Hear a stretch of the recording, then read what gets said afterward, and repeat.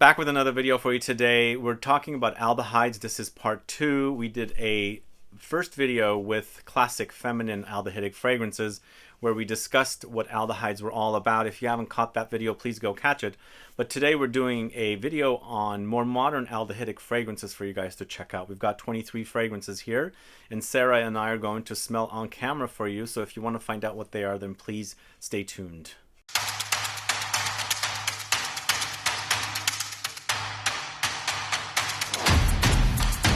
Thanks so much for tuning in. This is Sebastian. This is Sarah. Hi. How are you doing? Good. How are you? Good. Long time no see. Yeah. Since the last video, right? Since the last video. So if you haven't caught that video on classic aldehydic fragrances and what aldehydes are all about, please go catch it. You'll learn a little bit about aldehydes. And aldehydes have been used in fragrances for years. Yeah. I mean, around I think it was like the 1910s, they started getting used in fragrance. And it wasn't until Chanel No. 5 that they really became a super important part of the fragrance world. Yeah, it's been around for a long time. If you go catch that video, you'll see a lot of classical feminine fragrances that used aldehydes. We don't have everything, obviously, but there's a bunch there that you can discover and learn about as far as feminine fragrances go with the usage of aldehydes. But today, we've got 23 fragrances here. Some more contemporary, I should say more easy to wear, not contemporary. And some of them maybe perhaps are a bit challenging. And we're going to go right into a very challenging fragrance first from the house of Roberto GRECO. Hopefully this fragrance is still selling because he only does very limited runs. This is Porter Sapo, a fragrance created by Rodrigo Flores Rue. It's aldehydes, but there's some challenging notes here. It's kind of animalic. It's at Hyrax that's maybe kind of setting it over the edge.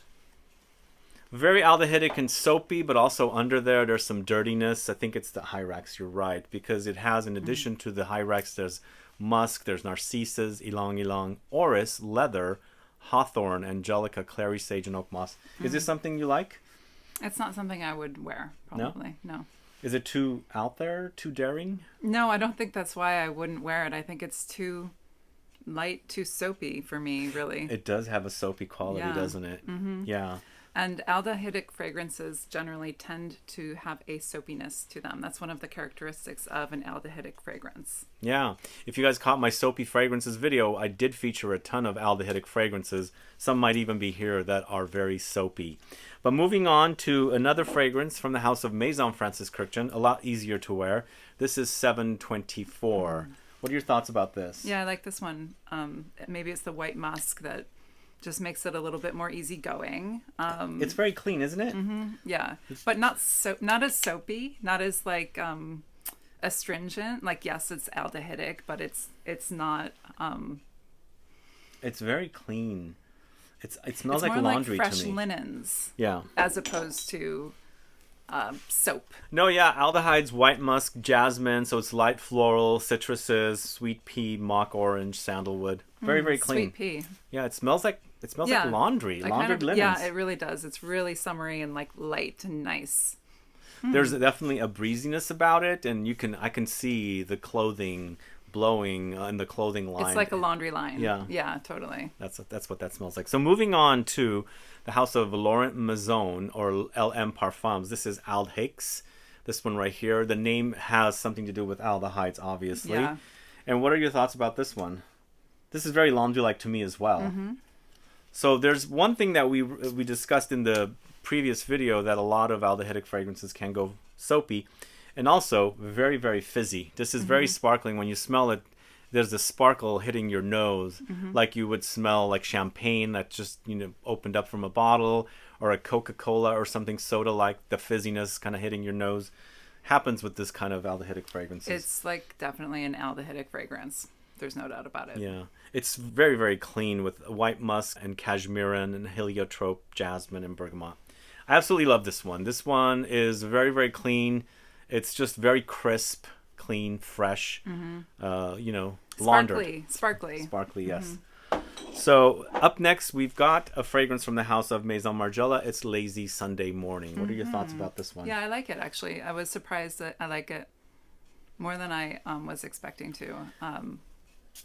Again, the white musk. I think that's probably what it is. That it's like white musk combined with the aldehydes makes it just that sort of comfortable, cozy aldehydic fragrance, as opposed to sometimes they can tend to be a little bit intensely soapy and intensely fizzy. And that's where I'm not as crazy about it. Like, this is something I would wear. You would wear it? Yeah. I used to wear white musk by the Body Shop a lot, and maybe that's why. I used to. Well, I still have it, but this is very clean. But also under there's a little bit of a hint of a classic feminine aldehydic fragrance also. But I feel like the white musk is really overpowering with the rose, the iris, and the ambrette. It's really great. It's a great fragrance. I really like this one. Lazy Sunday Morning from Maison Margiela. I think that's probably one of their more popular fragrances. In fact, I've heard about it a lot. You have? Yeah.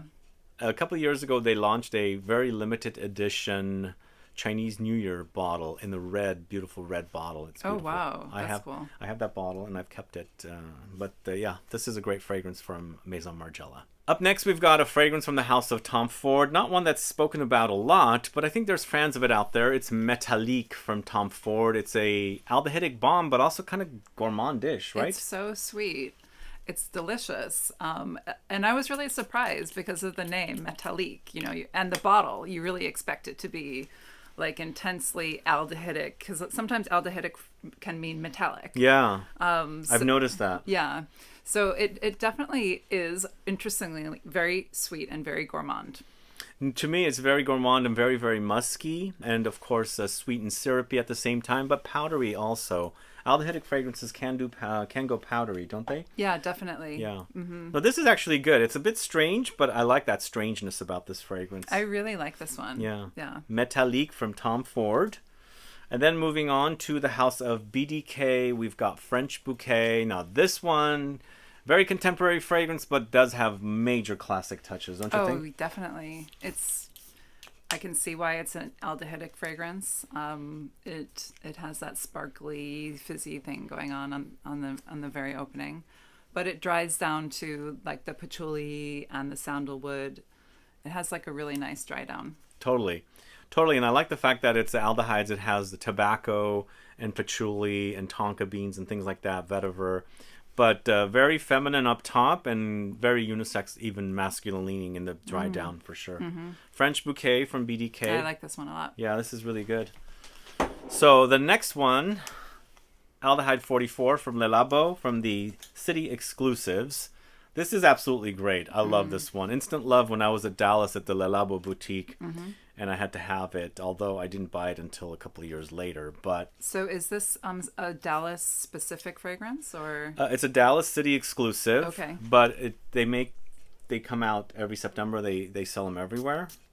Oh, okay. Yeah, but very clean, very laundry-like, very clean, very musky. I like the fact that it's aldehydes with musk and ambrette, and they also use Narcissus here, some vanillic touches, and also some woods when it's drying down. Really delicious. This is probably one of my top two favorite city exclusives. Musk is my favorite, but Aldehyde 44 is really close to the musk from... I'm liking the sort of neroli. There's definitely an oranginess to it that's kind of rounding it off for me. Really? Yeah, I really like that. I think that's one of the things I like about it. Maybe they're using the aldehydes from the neroli. Could they do that? I think that you can definitely have a neroli aldehyde, because you can get orange aldehyde and orange ride, and certainly to recreate a lot of the fruity fragrances, they do have to use a combination of aldehydes. Okay, cool. Moving on to the next fragrance, we're going to the house of XERJOFF, one of their most luxurious fragrances. This is PIKOVAYA Dama. So good. I think this is a Chris Maurice creation. Is it? I think. I don't know 100%, but it could be. But this one is good. Luxury in a bottle. Yeah, absolutely. Oh man, it's good. It's so good. This is also warm. It's also spicy, very powdery, very elegant.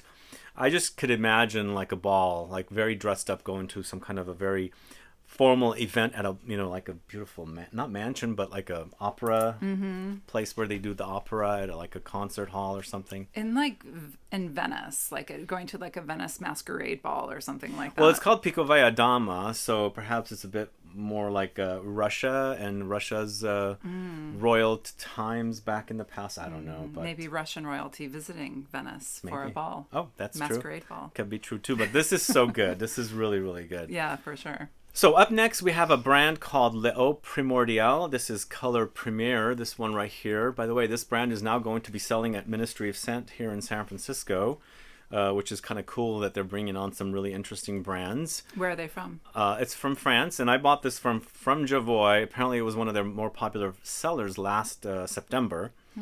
But really fell in love with the cleanness of this one. It's like very much laundry-like to me. Is it a new brand? Fairly new brand. It's aldehydes with musk. There's pear, there's jasmine, peony, rose, and broxan. Really a super amazing fragrance. Very clean, very crisp, very fresh laundry-like. What do you think? There's a light fruitiness there. Very watery. Like it has this sort of, a lot of times aldehydes kind of just air things out. It makes it kind of watery and airy, and it's hard to describe what that fragrance note is, but just it kind of, I don't know, it just smooths things out. Well, don't you think this one, since and it there's lighten things, it's very light, and not necessarily that it's light to wear, but that it actually like lifts everything up. Well, yeah, aldehydes definitely does lift everything and makes it lift up and makes it lighter. But I'm thinking you're getting the wateriness because of the pear note. It's got the pulpiness. Totally, yeah. I There's get that. There's major fruitiness there with the pear, and it's like not very distinct smell, but it's there. You can smell it. I wouldn't have said pear, but now that you say that, I'm getting pear, and I think that could be the juiciness, but not like, it's not overripe pear. No. It's a fresh, lightly ripened pear. Lightly ripe, perfectly ripe, crisp.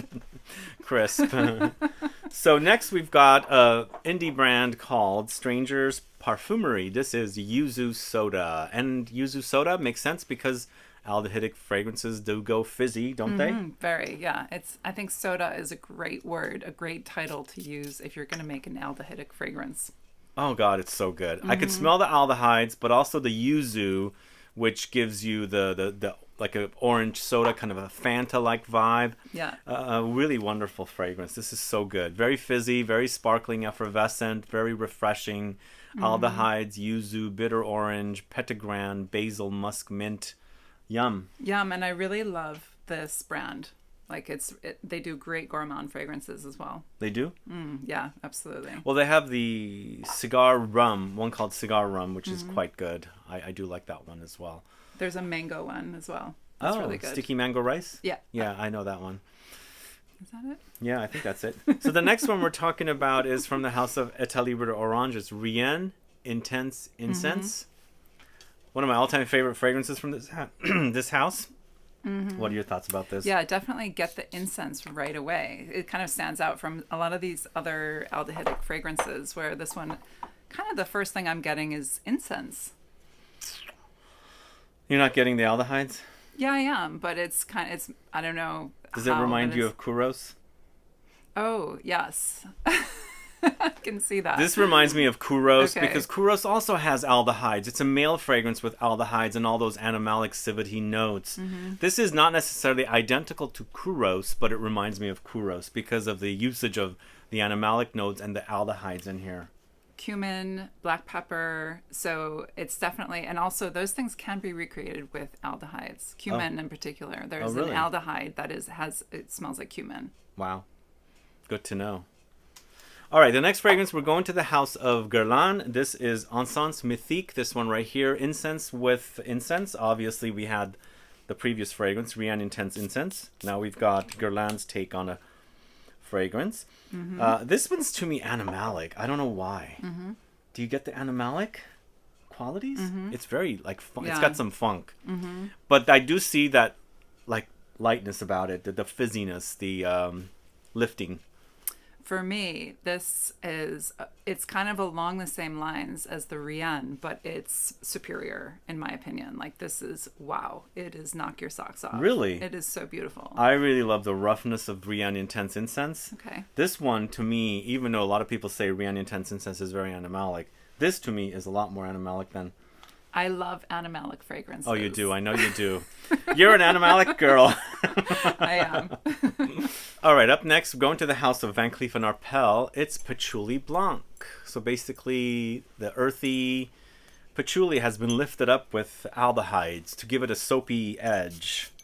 So it's patchouli, aldehydes, and rose with cashmeran, white musk, and pink pepper. It's very, very clean. It's very, very soapy. Very earthy too, but definitely it's different than your typical earthy patchouli. It's a really interesting idea to make a patchouli aldehydic fragrance. Like that seems like Doesn't work, but it's working. It works, yeah. It seems like a strange combination, but it is very nice. It really cleans up the patchouli, and because sometimes patchouli can come off dirty. This is a very refined patchouli. This is not that hippie, skanky patchouli. No, not at all. No hippies here. No, no hippies allowed. All right, up next we've got one from Chanel called 1957. No, this is not a classic one. This is a more modern one. Came out around 6 years ago, I think. This is a very fresh aldehydic fragrance, very musky, and also very citrusy. It's so beautiful. I love it. I'm really liking the orange blossom. Oh. Yeah, it really stands out here. This is really nice. It's one of my favorites from Chanel, less exclusives. It has pretty decent longevity, but it's not a beastly fragrance. It's just a very beautiful, gorgeous, musky, aldehydic, clean, citrusy fragrance with, you know, some spices and some woods thrown in. And slightly sweet, like slightly honeyed. Well, it features a note of honey, by the way. Right. Yeah, you can kind of get that. All right, next we're going to the house of Parfums de Nicolai. This is Poudre de Musc, this one right here. I've got a tiny little bottle here. This is very powdery. Yeah. Also very fizzy. So fizzy powder. Yeah. To me, it reminds me of ladies at a theater, you know, the powder kind of floating up in air. You know how when you open up the can of Coke, the bubbles kind of float up? It's kind of what it reminds me of when I wear this one. Musk, aldehydes, sandalwood, rose, orange blossom, Also hawthorn. has orange blossom, which is really standing out here as well. You're liking that note?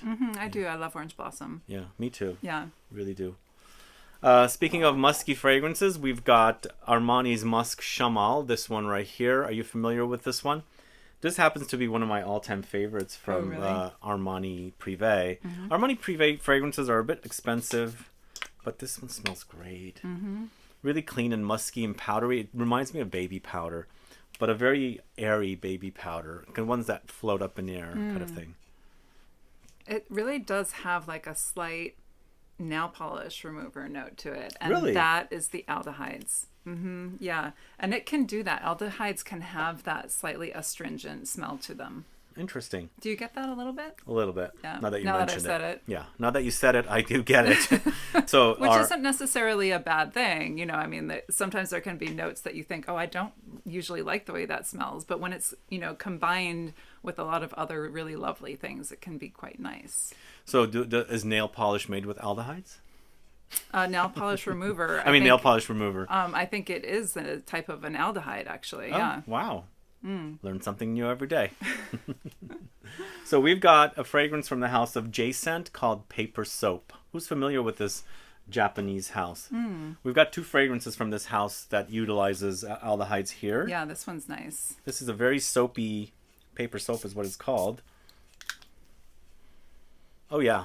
It's just like soap. Yeah, very clean, is. very powdery, very aldehydic. There's light touches of rose, some lily of the valley, lots of musk, some jasmine, lavender. And I like that they call it paper soap. I think that's a really good title for it because it's quite translucent sort of a soap. It's not like a heavy, sudsy, like it's not like Glycerin? Intense. Glycerin soap? Could be, yeah. Cool. And the next one is Ramune from J-Scent. Also from J-Scent. Yeah. This one's more of a soda because, you know, we get soap from aldehydes and we also get soda. So they've captured both styles here. Yeah. Oh, it's the mint. There's like a mintiness to it that you really do get. This is a fun, playful one compared to the other one is a little more clean and sophisticated kind of a thing. This is, to me, very playful and young. The aldehydes and the mint and the musk, water lily. There's some fruity notes like raspberry, lily of the valley. Very fun and playful fragrance. A little girly, too, I think. What do you think? Yeah, I mean, when you said soda, and I was like, oh, grape soda. But grape isn't really one of the notes, but it does seem like it does have that kind of youthfulness to it. Yeah. I think it could be a bit grapey. Yeah. It's a little grapey. Yeah. And then from the house of Byredo, it's Blanche. Everybody knows Blanche, right? This is very popular from Byredo. Do you know this one? Well, no, actually, to be honest. So everybody doesn't know Blanche. I know a few Byredo fragrances.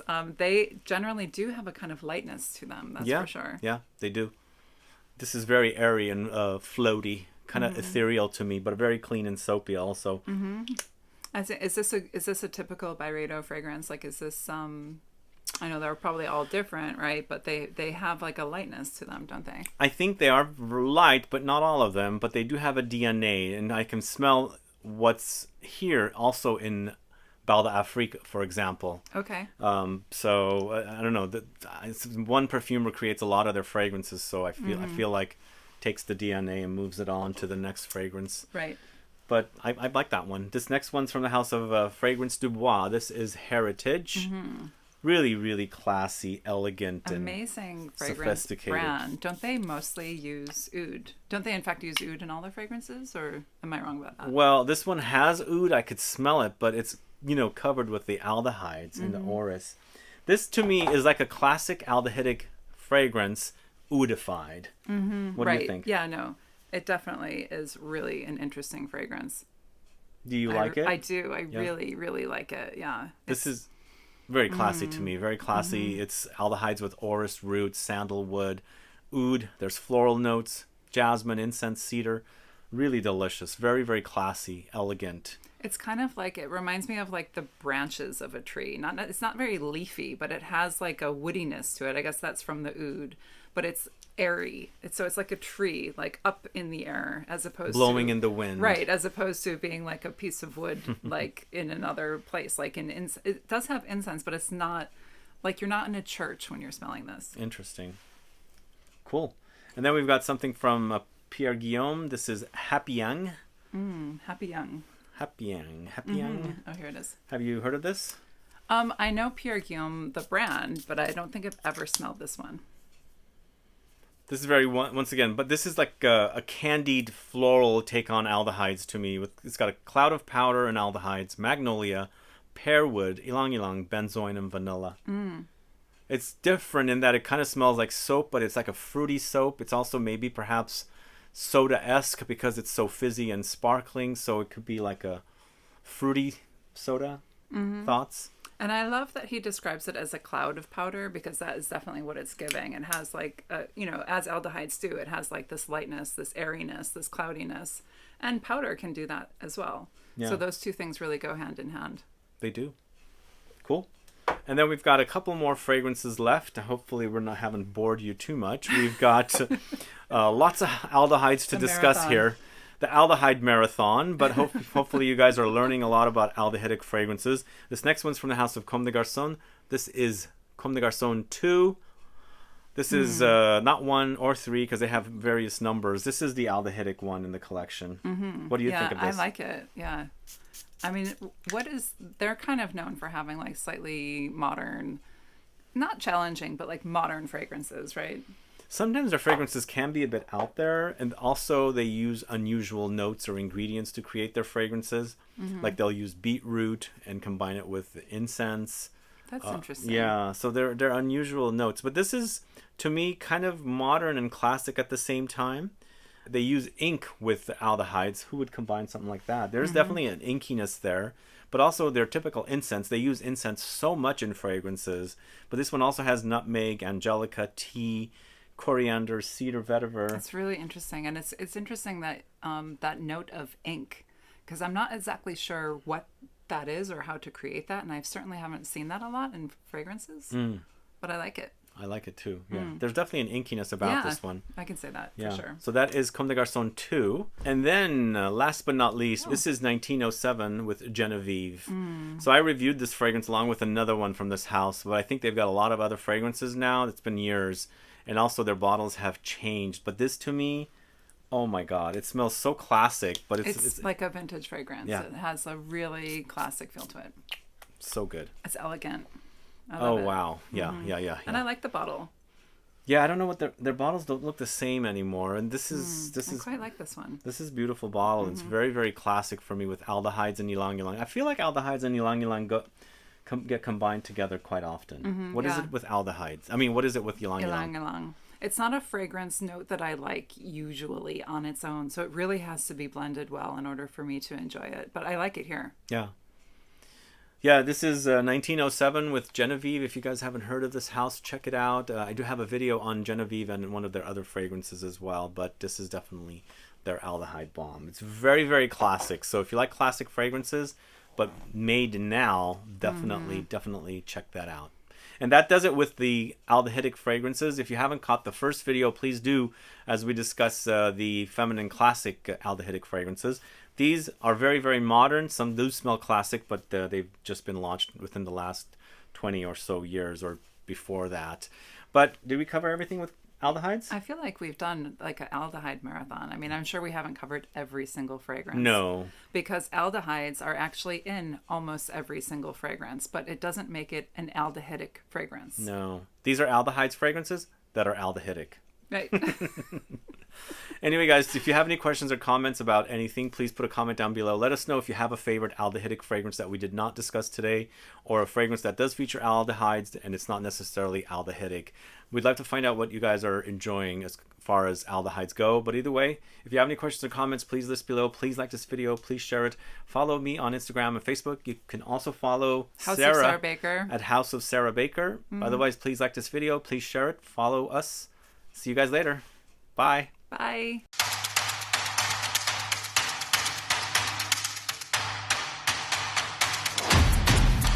As opposed to soap. Oops. Here we go with the dropping again. We got the dropsies.